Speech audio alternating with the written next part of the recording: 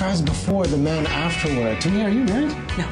Neither am I. But I think we should pay attention to that. Well, especially I should if it's going to be afterward. Yeah. Tamia Bird joining us right now, photographer extraordinaire. She does a little bit of everything. And now we're talking about wedding season as we get into the summer. A lot of weddings ramping up. So the big question is, I'm going to get married. Well, I'm not going to, but if someone's going to get married, someone's going to get married, and they want to find a photographer, where do they start? I know it can be really, really intimidating because there's a lot of photographers out there, and I've found when people call me, a lot of the times they have no idea what to ask me, and I end up coaching them through what they should be asking me. So what we're going to talk about today a little bit is where you can find someone and the questions you absolutely should ask before you make a decision to hire anybody. So where should we start looking? The best way, hands down, is to ask your married friends who they got to shoot their wedding, if you like their wedding photos, and if they were happy with their photos, can they recommend a photographer to you?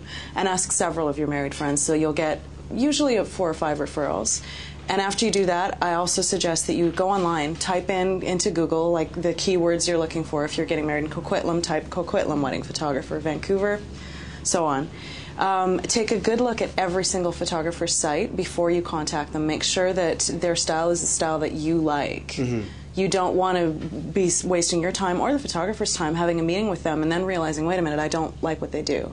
So take the time to check out their site thoroughly and be sure you really like what they do before you make a consultation. Now, what are the important things? I mean, having worked in the wedding business, I think the relationship is key and a mutual understanding is key with the couple and the photographer, videographer. What are the important things the couple needs to communicate to the photographer to make sure their essence has been captured?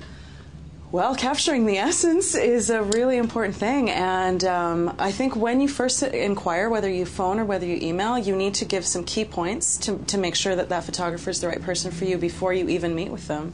You have to make sure, you have to tell them the date, the amount of time you're looking for, your location.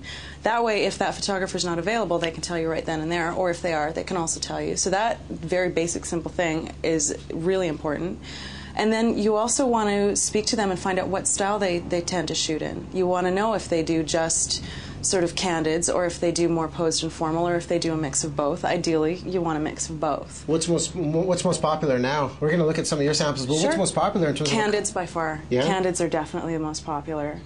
It's this sort of the photojournalism style where the photographer is sort of as unobtrusively as possible just walking around taking shots of the entire day. Yeah. And price point, obviously this is huge for all the couples. Price point is a huge one, and it's funny that I should forget that one because that one's humongously important. That's something else you should inquire before you even meet for a consultation, is what the price point of the photographer is. If you find that they are way outside of your range, above your range, don't book their consultation because most photographers charge what they do for a reason. Yeah.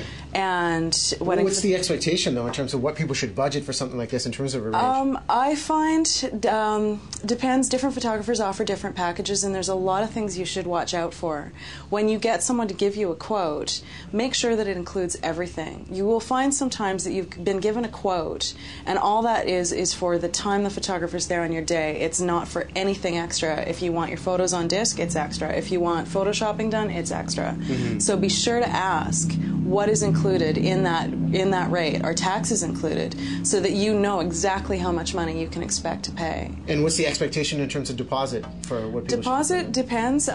Personally, I charge 20%. Yeah. Most people charge either 20% or they'll do it in thirds, a third before, a third the day of, a third after. Some photographers expect to be paid the day of the ceremony or right before in full.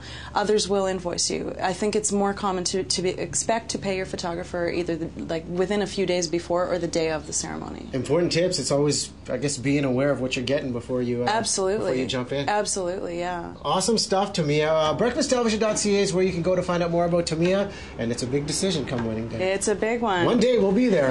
You and I? Why are we at? Separately or together. Maybe. Michelle, too. I love breakfast.